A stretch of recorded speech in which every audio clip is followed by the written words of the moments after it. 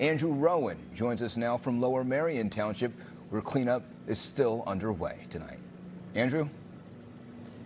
Johnny, you can see some of that cleanup here on Penn Road. This is the intersection with Aubrey Road. This gigantic tree. Crews just arrived on scene, taking a look at how to remove it because it took down some of the power lines over to your right. One of the neighbors told me that there was a car traveling on this road as the tree fell. Miraculously, the driver walked away okay, but this is just one example of the cleanup this community is dealing with.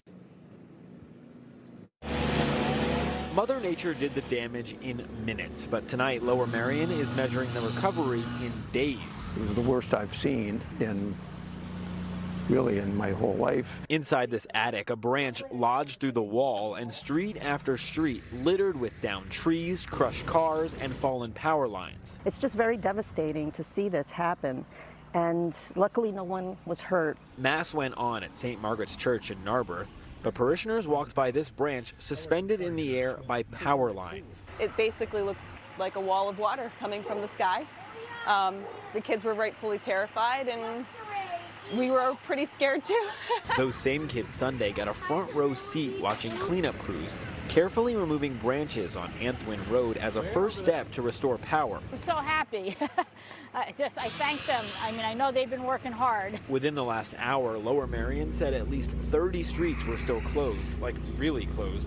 This tree was blocking Kent Road. Anyone who tried to go around the barricade got a told you so on the way back. Is this pretty indicative of what you see when you walk around the neighborhood? Oh yeah, if not worse. Trees down, cars crushed, power lines down. Lower Merion is facing about 2,800 pico power outages with no timeline for restoration. We spotted these 4 crews working on Lancaster Avenue. We've not seen anything like this before. And look at this tree uprooted on Kent Road. Jim Young is grateful after hearing it fall from inside his house. I looked at where it was and where we were.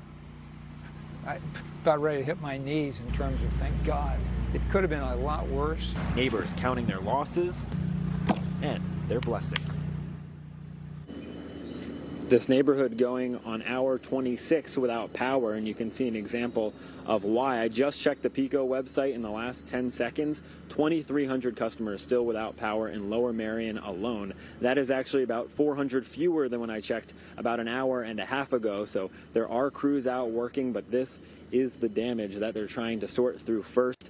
The firehouse is open for cooling centers, and if you need to charge, we know it's going to get warmer in the coming days.